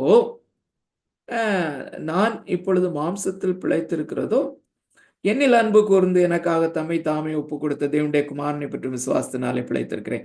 நான் இப்பொழுது மாம்சத்திலே, என்னுடைய மாம்ச சரீரத்திலே பிழைத்திருப்பது என்று அவர் சொல்லும்போது என்னுடைய சரீரத்தை அது குறிக்கிறதாக, அந்த மாம்சம் என்பது அங்கே சரீரத்தை குறிக்கிறதாக இருக்கிறது. ஆனால் அடுத்த 3வது உபயோகம் கலாத்தியர் 5வது அதிகாரம் 16-17 வசனங்கள். அதே கலாத்தியருக்கு எழுதின நிருபம் 5வது அதிகாரம் 16வது வசனத்துல 16-17 இன்னும் தெளிவா பார்க்கணும். 16, 17, 18 ஆகிய வசனங்கள்ல அதே அர்த்தத்திலே வருகிறத நீங்க பார்க்க முடியும். மாம்சம் ஆவிக்கு 17 வாசிக்கிறேன். மாமிசம் ஆவிக்கு விரோதமாகவும் ஆவி மாம்சத்துக்கு விரோதமாகவும் இச்சிக்கிறது. நீங்கள் செய்ய வேண்டும் என்று இருக்கிறவைகளை செய்யாதபடிக்கு இவைகள் ஒன்றுக்கொன்று விரோதமாய் இருக்கிறது. மாம்சம் ஆவிக்கு விரோதமாகவும் ஆவி மாம்சத்துக்கு விரோதமாகவும் இச்சிக்கிறது என்று இங்கே சொல்லும் பொழுது, இங்கே 3வது முறையாக அல்லது 3வது விதத்திலே ஒரு பயன்பாட்டை நாம பார்க்கிறோம். இதை புரிந்து கொள்ள வேண்டுமானால் இது ஒரு sensual part of a human being. ஒரு மனிதனுடைய சிற்றின்பம் சார்ந்த உணர்வுகள். அதை எப்படி டிரான்ஸ்லேட் பண்ணான்னு எனக்கு தெரியல, அதனால சிற்றின்பம் சார்ந்த உணர்ச்சிகள் அப்படின்னு சொல்றேன். அதை ஆங்கிலத்தில் சொல்றதுக்கு நிறைய வார்த்தைகள் இருக்குது. அனிமல் கைண்ட் ஆஃப் ஃபீலிங்ஸ் எல்லாம் புரிந்து கொள்வீங்கன்னு நினைக்கிறேன். நம்முடைய சாதாரணமாக நம்முடைய வாழ்க்கையிலே இருக்கிற சில உணர்வுகள், லைக் எனக்கு பசி எடுக்கிறது, அதுபோல செக்ஷுவல் டிரைவ், இது எல்லாமே பசி எடுக்கிறது, தாகம் எடுக்கிறது, இப்படிப்பட்ட எல்லாவற்றையும் நம்ம அதில் சேர்த்து கொள்ளலாம். இவைகள் நார்மலாக இருக்கும்போது அது தேவனால் உண்டாக்கப்பட்டவைகள். நம்முடைய தேவைகளை நாம் பூர்த்தி செய்யும்படியாக, தாகம் எடுத்தாதான் நம்ம தண்ணி குடிக்க முடியும், பசி எடுத்தாதான் நம்ம சாப்பிட முடியும். ஆனால் அவைகள் எக்ஸஸ் ஆக போகும்போது அது பாவமாக மாறுகிறது. ஆனால் இப்படிப்பட்ட அந்த ஃபீலிங்ஸ் இருக்கிற அந்த பகுதியை மாம்சம் என்று குறிப்பிடுகிறத நம்ம பார்க்கலாம். ஸோ இது எல்லாருக்குள்ளேயும் இருக்கிறது. இது ரட்சிக்கப்பட்ட விசுவாசிக்குள்ளேயும் இந்த பார்ட் இருக்கிறது, ரட்சிக்கப்பட்ட விசுவாசிகளுக்குள்ளேயும் இருக்கிறது. ஸோ 4 பார்த்துட்டோம் இல்லையா, இல்லை 3 பார்த்தோம். ஆனால் அருமையான தேவனுடைய பிள்ளைகளே, இங்க இப்போ வாங்க ரோமருக்கு எழுதின நிருபம் 7வது அதிகாரம் 5வது வசனத்திலே, நாம் மாம்சத்திற்குட்பட்டிருந்த காலத்தில் என்று சொல்லும்போது, இங்கே மாம்சம் என்று அவர் சொல்வது, அல்லது மாம்சத்திற்குட்பட்டவர்கள் என்று சொல்லுவது, ரட்சிக்கப்படுவதற்கு முன்பதாக அல்லது ரட்சிக்கப்படாத போது நமக்கு இருந்தது, ரட்சிக்கப்படாதவர்களுடைய வாழ்க்கையை குறிக்கிற ஒரு காரியம். இது நம்முடைய அந்த அனிமல் ஃபீலிங்ஸ் என்று சொல்லக்கூடிய அல்லது சாதாரண சிற்றின்பம் சார்ந்த உணர்வுகள் மிகவும் அதிகமாக முறையிலே அது பாவத்தினாலே கரைப்படுத்தப்பட்டு, அது அந்தகாரத்தின் லோகாதிபதிகளின் ஆவிகளினாலே கட்டுப்படுத்தப்பட்டதாக, கரப்ட் பண்ணப்பட்டதாக, முற்றிலுமாக டாமினேட் பண்ணப்பட்டதாக இருக்கிற ஒரு அனுபவத்தை தான் இங்கே சொல்லுகிறார். அதுக்கு நல்ல ஒரு புரிந்து கொள்ளுதல் வேண்டுமானால் எபேசியருக்கு எழுதின நிருபம் 2வது அதிகாரத்திலே நம்ம அடிக்கடி தியானிக்கிற வசனம் தான். அதுதான் அதற்குரிய சரியான விளக்கத்தை நம்ம அங்க பார்க்க முடியும். 3வது வசனம் அது ஆக்சுவலா 1வது வசனம், 2வது வசனம், 3வது வசனத்திலே மிக தெளிவாய் அதை நாம் பார்க்கிறோம். இந்த 4வது உபயோகம், மாம்சம் என்கிற வார்த்தைக்கான 4வது உபயோகத்தை அதில் நம்ம பார்க்க முடியும். அவர்களுக்குள்ளே நாம் எல்லாரும் முற்காலத்திலே, இது நாம் ரட்சிக்கப்படாமல் இருந்த போது அல்லது விசுவாசத்தினாலே நீதிமான்கள் ஆக்கப்படுவதற்கு முன்பதாக நமக்கு இருந்த அனுபவத்தை அப்போஸ்தலனாகிய பவுல் எழுதுகிறார். அவர்களுக்குள்ளே நாம் எல்லாரும் முற்காலத்திலே நமது மாம்ச இச்சையின்படியே நடந்து, மாம்சமும் மனசும் விரும்பினவைகளை செய்து, சுபாவத்தினாலே மற்றவர்களைப் போல கோபாக்கினையின் பிள்ளைகளாயிருந்தோம். ஸோ மாம்சத்தின் இச்சை, மாம்ச இச்சை, அந்த மாம்ச இச்சைக்கு கீழே அந்த டிசைர்ஸ் ஆஃப் த ஆங்கிலத்தில் படிக்கும்போது மாம்சமும் மனசும் விரும்பினவைகளை அப்படிங்கிறது desire of the flesh and desire of the mind. So இந்த இது முழுமையாக நாம் இன்னொரு ஆதிக்கத்திலே இருக்கிற ஒரு அனுபவம், அல்லது பாவம் முற்றிலுமாக ஆட்கொண்டு நம்மை மேற்கொண்டு நம்முடைய மாம்சத்தினுடைய சாதாரணமான உணர்ச்சிகளை முழுமையாய் ஆட்கொண்டு நடத்துகிற ஒரு நிலைமையை நாம் அங்க பார்க்க முடியும். ஸோ இந்த 5வது வசனம், 7வது அதிகாரம் 5வது வசனத்திலே, நாம் மாம்சத்திற்குட்பட்டிருந்த காலத்திலே நியாயப்பிரமாணத்தினாலே தோன்றிய பாவ இச்சைகள் மரணத்திற்கு ஏதுவான கனிகளை கொடுக்கத்தக்கதாக நம்முடைய அவயவங்களிலே அது மிகவும் பவர்ஃபுல்லாக பலன் செய்தது என்று எழுதியிருக்கிறார். ஆனா இப்பொழுது அப்படி அல்ல என்று சொல்லுகிறார். we were delivered. இப்பொழுது நாம் பழமையான எழுத்தின்படி அல்ல, அல்லது நியாயப்பிரமாணத்தின்படி அல்ல, புதுமையான ஆவியின்படி ஊழியம் செய்யத்தக்கதாக, அந்த அல்லது ஒரே சென்டென்ஸ்ல ஒருவேளை கன்ஃபியூசிங்கா சில காரியங்கள் இருக்கலாம். இந்த 7வது வசனத்தை ஒரே சென்டென்ஸ்ல நான் கொண்டு வருவேன் ஆனால் ஐ திங்க் இந்த நாளிலே நமக்கு மிகவும் பிரயோஜனமாக இருக்கும். லைஃப் இன் த ஸ்பிரிட், அல்லது விசுவாசத்தினால் நீதிமானாக்கப்பட்ட வாழ்க்கை அல்லது கிறிஸ்தவ வாழ்க்கை அல்லது 6வது அதிகாரத்திலே எழுதியிருக்கிற வசனத்தினுடைய எக்ஸ்பீரியன்ஸை மிகவும் சுருக்கமாக நாம் சொல்வோமே ஆனால், லைஃப் இன் த ஸ்பிரிட், ஆவியினால் நடத்தப்படுதல் அல்லது ஆவியினாலே வாழுதல். ஆவி என்கிற பரிசுத்த ஆவி என்கிற அந்த ரெல்மிலே, அந்த ஒரு ஜோன்ல வாழுதல், பரிசுத்த ஆவியினால் கட்டுப்படுத்தப்பட்ட ஒரு வாழ்க்கை வாழுதல். ஆனா 5வது வசனத்தை இதே போல ரத்தின சுருக்கமாக நாம் சொல்வோமே ஆனால், லைஃப் இன் த ஃபிளஷ், மாம்சம் என்கிற அந்த ஜோன்ல வாழுதல், மாம்சீகமாக வாழுதல், மாம்சத்திற்குரியவர்களாக வாழுதல். இப்போ இத 1 கொரிந்தியர் 3வது அதிகாரத்துல நம்ம பார்க்கிற அதை கொஞ்சம் வாசித்து பார்ப்போம்.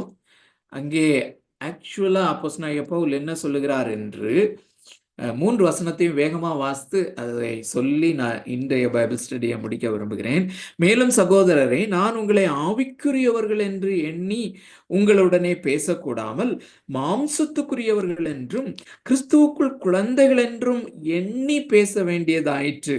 நீங்கள் பலனில்லாதவர்களானதால் உங்களுக்கு போஜன கொடாமல் பாலை குடிக்க கொடுத்தேன். இன்னமும் நீங்கள் மாம்சத்திற்குரியவர்களாக இருக்கிறபடியால் இப்பொழுது உங்களுக்கு பலனில்லை. அது எப்படி தெரியும்? பொறாமையும் வாக்குவாதமும் பேதகங்களும் உங்களுக்குள் இருக்கிறபடியால் நீங்கள் மாம்சத்துக்குரியவர்களாக இருந்து மனுஷ மார்க்கமாய் நடக்கிறீர்கள். அகைன் 4வது வசனத்திலேயும் அந்த வேர்டு வருது, மாம்சத்துக்குரியவர்கள் என்று சொல்லி. அருமையானவர்களே, இங்கே அப்போஸ்தலனாகிய பவுல் மிக குறிப்பாக என்ன சொல்லுகிறார் என்றால், 1வது வசனத்தினுடைய அந்த கடைசியில மாம்சத்துக்குரியவர்கள் என்று எண்ணி பேச வேண்டியதாயிற்று. இவர்களிலே, இந்த கொரிந்திய விசுவாசிகளிலே உண்மையாய் ரட்சிக்கப்பட்டவர்கள் இருந்தார்கள் என்றால் அவர்கள் மாம்சத்துக்குரியவர்கள் அல்ல. ஆனால் மாம்சத்துக்குரியவர்கள் என்று எண்ணி பேச வேண்டியதாயிற்று. ஏனென்றால் மாம்சத்துக்குரியவர்களுடைய கிரியைகள் உங்களுக்குள்ளே காணப்படுகிறது. பொறாமையும் வாக்குவாதமும் மார்க்கபேதங்கள் ஆகிய இவைகள் காணப்படுகிறது. மாம்சத்துக்குரியவர்கள் என்று எண்ணி பேச வேண்டியதாயிற்று என்று. அருமையானவர்களே, இந்த 7வது அதிகாரம் திரும்பியும் வாங்க, அந்த 5வது வசனத்தினுடைய சரியான புரிந்து கொள்ளுதலுக்கு இன்னும் 1-2 வசனங்களை மாத்திரம் வாசித்து முடிக்கலாம். 8வது அதிகாரம், இந்த நல்ல கவனிங்க, 7வது அதிகாரம் 6வது வசனம் லைஃப் இன் த ஸ்பிரிட் சொல்லி பார்த்தோம் இல்லையா? இந்த லைஃப் இன் த ஸ்பிரிட், ஆவியில் வாழுதல் என்பதனுடைய முழு விளக்கம் தான் 8வது அதிகாரத்துல. ஆகையினாலே இதை நாம் மிக தெளிவாய் புரிந்து கொண்டா 7வது அதிகாரத்தினுடைய மீதி பகுதியையும் 8வது அதிகாரத்தையும் விளங்கிக் கொள்வதற்கு மிகவும் பிரயோஜனமாக இருக்கும். 8வது அதிகாரத்துல ஒரு சில வசனங்களை நான் வாசிக்கிறேன். 4வது வசனம், மாம்சத்தின்படி நடவாமல் ஆவியின்படி நடக்கிற நம்மிடத்தில் நியாயப்பிரமாணத்தின் நீதி நிறைவேறும்படிக்கே அப்படி செய்தார். சோ நாம் ரட்சிக்கப்பட்டவர்கள் அல்லது விசுவாசத்தினாலே நீதிமான்கள் ஆக்கப்பட்டவர்களுடைய ஸ்டேட்டஸ் தான் அந்த முதல் பகுதியில பார்க்கிறோம். நாம் மாம்சத்தின்படி நடவாமல் ஆவியின்படி நடக்கிறவர்கள். நாம் விசுவாசத்தினால் நீதிமான் ஆக்கப்பட்டோம் என்று சொல்லும் போது நாம் மாம்சத்தின்படி நடக்கிறவர்கள் அல்ல, ஆவியின்படி நடக்கிறவர்களாக இருக்கிறோம். 5வது வசனத்துல, அன்றியும் மாம்சத்தின்படி நடக்கிறவர்கள், அதாவது விசுவாசத்தினால் நீதிமான்கள் ஆக்கப்படாதவர்கள், அதாவது ரட்சிக்கப்படாதவர்கள், அன்றியும் மாம்சத்தின்படி நடக்கிறவர்கள் மாம்சத்துக்குரியவைகளை சிந்திக்கிறார்கள். மைண்ட் ஆஃப் த ஃபிளஷ்ன்னு அது இங்கிலீஷ்ல போட்டிருக்கு ரொம்ப அழகா. மாம்சத்துக்குரியவைகளை சிந்திக்கிறார்கள், ஆவியின்படி நடக்கிறவர்கள் ஆவிக்குரியவைகளை சிந்திக்கிறார்கள். we have the mind of the spirit, we have the mind of the spirit. 6வது வசனம், மாம்ச சிந்தை மரணம், நித்திய மரணம். சோ நாம் மாம்சத்துக்குரியவர்கள் என்றால், அதாவது ரட்சிக்கப்படாதவர்கள் என்றால் மரணம், நித்திய மரணம். ஆவியின் சிந்தையோ, ரட்சிக்கப்பட்டவர்கள் அல்லது விசுவாசத்தினாலே நீதிமானாக்கப்பட்டவர்கள், ஆவியின் சிந்தை பெற்றவர்கள் ஜீவனும் சமாதானமும் as a result அல்லது முடிவு என்று வாசிக்கிறோம். 7வது வசனம் அகைன் எப்படி என்றால், மாம்ச சிந்தை தேவனுக்கு விரோதமான பகை, எபேசியர் 2வது அதிகாரம் 1, 2, 3ல படிச்சோம் பாத்தீங்களா? ரட்சிக்கப்படுவதற்கு முன்பு அது முழுக்க முழுக்க மாம்சத்துக்குரியவர்களாக அது வாழுதல், தேவனுக்கு விரோதமான பகையாளிகளாய் வாழுதல் என்று சொல்லுகிறது. மாம்ச சிந்தை தேவனுக்கு விரோதமான பகை. அது தேவனுடைய நியாயப்பிரமாணத்துக்கு அது கீழ்ப்படியாமலும் கீழ்ப்படிய கூடாமலும் இருக்கிறது. அந்த அந்த மாம்சத்துக்குரியவர்களாய் வாழுதல் அதனுடைய மிக முக்கியமான தன்மை தேவனுடைய பிரமாணங்களுக்கு அது கீழ்ப்படிய முடியாமலும் கீழ்ப்படிய கூடாமலும் கீழ்ப்படியாததாய் இருக்கிறது. It's a rebellious life without Christ, life in the flesh. ஆனால் நம்மையோ தேவன் விடுதலையாக்கினார். விசுவாசத்தினாலே நீதிமான்கள் ஆக்கப்பட்ட போது நம்முடைய வாழ்க்கை எப்படிப்பட்ட தன்மையுடைய ஆனது? Life in the spirit. இதை குறித்த விளக்கமான காரியங்களை கத்தமானால் அடுத்த வாரத்தில் நம்ம பார்ப்போம். தேவன் தாமே நமக்கு இந்த வசனங்களை ஆசீர்வதித்து தருவாராக. ஓற்று தம்பி இளங்கோ. Thanks uncle. ஸோ நம்ம ஒரு விஷயம் கூட அந்த மறுபடியும் அந்த 7 வசனங்கள் ப்ளஸ் வந்து லைக் வந்து அந்த சாங்டிஃபிகேஷன். ஸோ அதில் வந்து விசேஷமாக அந்த 6th சாப்டரில் வந்து யூனியன் வித் கிரைஸ்டை வந்து பால் எப்படி வந்து கொண்டு வர்றாரு. அதே மாதிரி நாம் எப்படி நியாயப்பிரமாணத்திற்கு மரித்தோம் அப்படின்ற அந்த அண்டர்ஸ்டாண்டிங் வந்து அந்த நாம் புரிந்து கொள்ளுதல் அப்படின்றது நம்முடைய அந்த நீதிமானாக்கப்பட்டோம், விசுவாசத்தினாலே நீதிமானாக்கப்பட்டோம் அப்படின்ற அந்த சத்தியத்தை புரிந்து கொள்ளுகிறதற்கு அது எவ்வளோ வந்து உறுதுணையாக இருக்கிறது அல்லது இம்பார்ட்டண்ட்டாக இருக்குது அப்படின்றத நம்ம பார்த்தோம். ஸோ அந்த ப்ராக்டிஸிங் வந்து அந்த சாங்டிஃபிகேஷனுக்காக நம்மள ஒரு மத சடங்குகளே அல்லது கட்டுப்பாடுகளே அல்லது நெறிமுறைகளை அனுசரிப்பதினால வந்து நாம் வந்து பிரசுத்தமாகிறது இல்லை அப்படின்றதையும், ஸோ அதை நம்ம டெஸ்ட் பண்ணுறதுக்கான காரியங்கள் லைக் வந்து நம்ம அப்படிதான் இருக்கிறோமா, are we measuring ourselves வந்து அகெயின்ஸ்ட் வந்து அந்த கண்ட்ரோல்ஸு, நம்முடைய லா ஏற்ற ஒர்க் நம்மக்கிட்ட இருக்கா அப்படின்றத அப்படிதான் நம்மளை மெஷர் பண்ணிக்கிறோமா அப்படின்றத நம்ம அறிந்து கொள்ளுகிறதற்கு லைக் வந்து அது வந்து நமக்கு பயத்தை கொண்டு வரும் அப்படின்றதையும், தேவனிடத்திலே தைரியமாய் அந்த கிருபாசன தன்மையிலே தைரியமாய் சேரக்கூடாதபடி நம்முடைய பாவத்தை குறித்ததான குற்ற உணர்வோடு கூட நம்மை வாழ வைக்கும் அப்படின்றதையும், லைக் வந்து அந்த தேவனாலே உண்டாகிற அந்த நீதியிலே சாட்டிஸ்ஃபை ஆகாம வந்து ஒரு கவலையற்ற வாழ்க்கை, அந்த மாதிரியான காரியங்கள் இருக்கும் அப்படின்றதையும் நம்ம பார்த்தோம். ஸோ அதே மாதிரி நமக்கு வந்து அந்த ஸ்ட்ரகிள்ஸ் வந்து அவசியம். ஸோ அந்த ஸ்ட்ரகிள்ஸ் வந்து நம்மளை வந்து அந்த பெயின் வந்து அந்த ப்ரெஷியஸ்னஸ் ஆஃப் காஸ்பிளை நமக்கு உணர்த்துகிறது அப்படின்றதையும் நம்ம பார்த்தோம். ஸோ பால் வந்து அந்த மரித்தவர்கள் அப்படின்றதுல ஸ்பெசிஃபிக்காக வந்து மாடர்ன் டிரான்ஸ்லேஷன்ஸ்க்கும் கேஜேவியில் ரொம்ப ஸ்பெசிஃபிக்காக நம் கிறிஸ்துவோடு கூட மேரிடு திருமணம் முடிக்கப்பட்டோம் அப்படின்றத ரொம்ப எக்ஸ்பிளிசிட்டாகவே வந்து அது குறிப்பிடுகிறதையும், ப்ளஸ் வந்து அதனாலே நமக்கு என்ன லாபம், லைக் வந்து நம்முடைய ஃபேமிலி நேம் வந்து கிறிஸ்து என்கிற அந்த பெயர் நம்மோடு கூட அங்கிள் இதை சொல்லும் போது கூட லைக் நார்த் இந்தியன் எக்ஸாம்பிளில் லாஸ்ட் டைம் சொல்லும் போது சொன்னாங்க அவங்களுக்கு அந்த சர்நேம்ஸ் வந்து எப்படி வந்து ஆட் ஆகும் அப்படின்றது. அதே மாதிரி நாம் எப்படி பார்க்கப்படுகிறோம் அப்படின்னா கிறிஸ்து எவ்விதமாக பார்க்கப்படுகிறாரோ அப்படி நாம் பார்க்கப்படுகிறோம் அப்படின்றது. நாம் கிறிஸ்துவோடு கூட ஆளுகை செய்வோம். ஸோ அந்த நமக்கு ஆக்சஸ் கிடைக்கிறது, அதாவது அந்த கிருபையில் பிரவேசிக்குமான அங்கீகாரம். So we have been accepted by God, we have வந்து permitted to have an access, அது பார்த்தோம். நெக்ஸ்ட் வந்து கிறிஸ்துவினுடையவைகள் யாவும் நம்முடையவைகளாக ஸோ வி ஆர் வந்து அவரோடு கூட அந்த கோ இன்னெரிட்டர்ஸ் அப்படின்ற காரியங்களை நம்ம பார்த்தோம். மீதி ரெண்டு வந்து அவர் வந்து நன்மையை கொடுக்கிறார். அந்த எபிஎஸ்சியர் 5:27 வந்து திருச்சபை ஆகிய மணவாட்டி தம்முடைய அன்பிலே குற்றமற்றவர்களாய் நிற்கும்படிக்கு அவர் தம்மை தாமே ஒப்பு கொடுத்தார் அப்படின்ற அந்த காரியம்.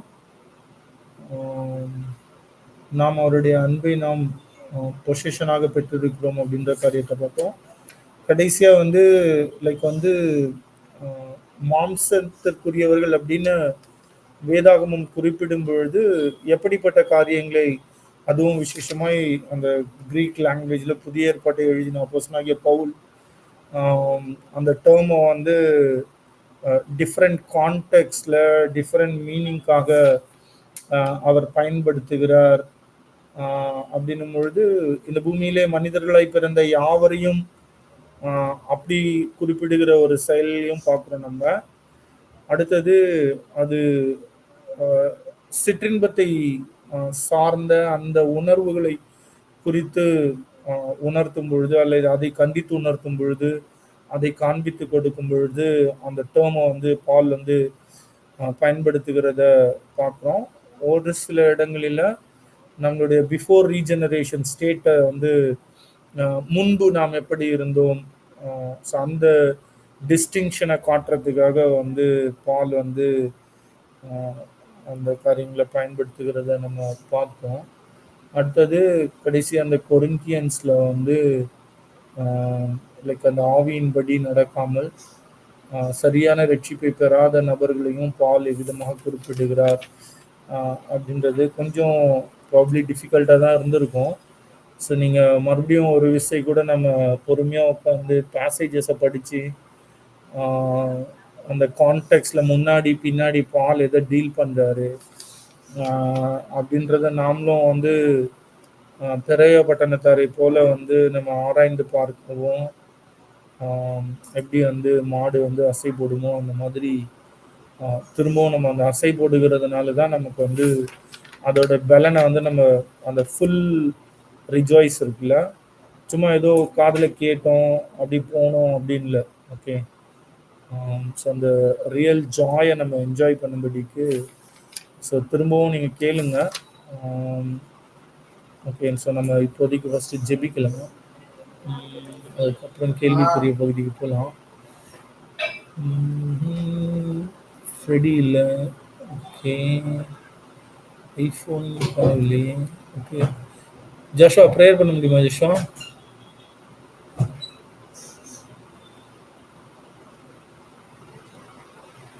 ஜாஷுவா நீங்கள் அன்மியூட் பண்ணீங்க. ஃபீபிளா கேக்குது, பட் பண்ணுங்க. பரிசுத்தமுள்ள நல்ல தகப்பனே, இரக்கத்தின் தேவனே, கிருபையின் பிதாவே, ஆண்டவரே, இப்படியாக நீர் எங்களுக்கு எவ்வளவு அழகாக உம்முடைய சுவிசேஷத்தை எங்களுடைய வாழ்க்கையில நீர் நிகழ்த்தி கொண்டிருக்கக்கூடிய காரியங்களை தகப்பனே நீர் எங்களுக்கு வெளிப்படுத்தி காண்பிக்கிற உம்முடைய மகிமையான உம்முடைய அன்புக்காக உங்களுக்கு நன்றி செலுத்துகிறோம் சுவாமி. தகப்பனே ஆண்டவரே, நாங்கள் ஆண்டவரே அந்த காஸ்பலினுடைய நுவான்சஸ், அந்த நுணுக்கங்களை நாங்கள் அறிந்து ஆண்டவரே அது உண்மையாகவே எங்களுடைய ஆத்மாவுக்கு மிகவும் பிரயோஜனம் உள்ளதாக ஆண்டவரே, நாங்க ஒரு ஷாலோவான ஒரு ஒரு ஒரு ஒரு ஏனோ தானோன்னு வாழ்ற ஒரு வாழ்க்கையாக இல்லாம ஆண்டவரே, நாங்கள் ஆண்டவரே எங்களுடைய வாழ்க்கையில சுவிசேஷத்தின் நபராகிய கிறிஸ்துவை நாங்க ஆண்டவரை என்ஜாய் பண்ணத்தக்கதாக தகப்பனே நீர் எங்களுடைய வாழ்க்கையில ஏற்படுத்தி கொடுக்கிற உங்களுடைய மகா பெரிதான தயவுக்காக ஸ்தோத்திரம். கிறிஸ்துவை நாங்கள் ஆண்டவரே கர்த்தாவே மணந்து கொண்டு, கிறிஸ்து எங்களை மணந்து கொண்டு ஆண்டவரே எங்களுடைய வாழ்க்கையிலே அவர் நிகழ்த்துகிற காரியம் தகப்பனே ஆண்டவரே உங்களுடைய குமாரன் மூலமாக எங்களுடைய வாழ்க்கையில நீர் நடப்பிக்கிற காரியம் இயேசுவே உமக்கு நன்றி செலுத்துகிறோம் சுவாமி. தகப்பனே ஆண்டவரே, எங்க மேல நீர் வச்சிருக்கிற அன்பு, எங்க மேல வச்சிருக்கிற அந்த பொசஸிங் ஆண்டவரே, அந்த பொசஸ் பண்ணி ஆண்டவரே எங்களை நீங்க எவ்வளவா கவர்ந்து அப்படி கவர் பண்ணி ஆண்டவரே எங்களை ஆண்டவரே ஆண்டவரே எங்களுடைய எல்லா சஃபரிங்லையும் எங்களுடைய எல்லா காரியங்கள்லையும் தகப்பனே நீர் எங்களை ஆண்டவரே உம்முடைய சாயலுக்கு நேராக உம்முடைய மகிமைக்கு நேராக தகப்பனே ஆண்டவரே எங்களை நடத்தி போகிற உம்முடைய அன்பு ஆண்டவரே அதற்காக உங்களுக்கு நன்றி செலுத்துகிறோம் சுவாமி. இப்பொழுதும் ஆண்டவரே கர்த்தாவே எங்களுடைய சரீரம் ஆண்டவரே அது பிசாசுக்கு கீழ்ப்படுத்திக் கொண்டிருந்தது, இந்த உலக வழக்கத்தின்படி இருந்து கொண்டிருந்தது. இப்பொழுதோ ஆண்டவரே நீர் எங்களை ஆண்டவரே பரிசுத்த ஆவியானவருக்கு கீழ்ப்படியும் படிக்கு, தேவனுடைய உமக்கு கீழ்ப்படியும் படிக்கு, உம்முடைய சத்தியத்துக்கு கீழ்ப்படியும் படிக்கு, ஆண்டவரே நீதியின் கனிகளை உருவாக்கும்படிக்கு தேவரே எங்களிலே நடப்பிக்கிற உங்களுடைய மகன் பெரிதான தயவுக்காக உங்களுக்கு நன்றி செலுத்துகிறோம் சுவாமி. தகப்பனே நீர் எங்களை தொடர்ந்து ஆசீர்வாதத்தை நடத்துங்க. இயேசுவே உம்முடைய மகிமையை நாங்கள் உணர்ந்திருக்க நீர் எங்களுடைய கணவராக இருக்கிறீர் ஆண்டவரே. அதை நாங்கள் எங்களுடைய உள்ளத்திலே உணர்ந்து ஆண்டவரே நாங்கள் உம்முடைய மகிமையை காண கர்த்தாவை கிருபை பாராட்ட வேண்டுமா ஜெபிக்கிறோம் சுவாமி. எங்களை ஆசீர்வதிக்க வேண்டுமா ஜெபிக்கிறோம். உங்களுடைய அன்பினாலே நீர் எங்களை ஆசீர்வதிக்க வேண்டுமா ஜெபிக்கிறோம். உங்களுடைய உறவினாலே நீர் எங்களை ஆசீர்வதிக்க வேண்டுமா ஜெபிக்கிறோம் சுவாமி. உங்களுடைய அன்பையும் உணர்வையும் உணர்ந்திருக்கிறதுனாலே ஆண்டவரே அந்த உணர்ந்திருக்கிற ஆசீர்வாதத்தை நீர் எங்களுக்கு தர வேண்டுமா ஜெபிக்கிறோம். ஆளுகை செய்து நடத்துங்க. இப்படியாக எங்களுக்கு பொதிக்கும்படிக்கு நீர் ஏற்படுத்திருக்கிற உங்க தாசனுக்காக உங்களுக்கு நன்றி செலுத்துக்கிறோம் சுவாமி.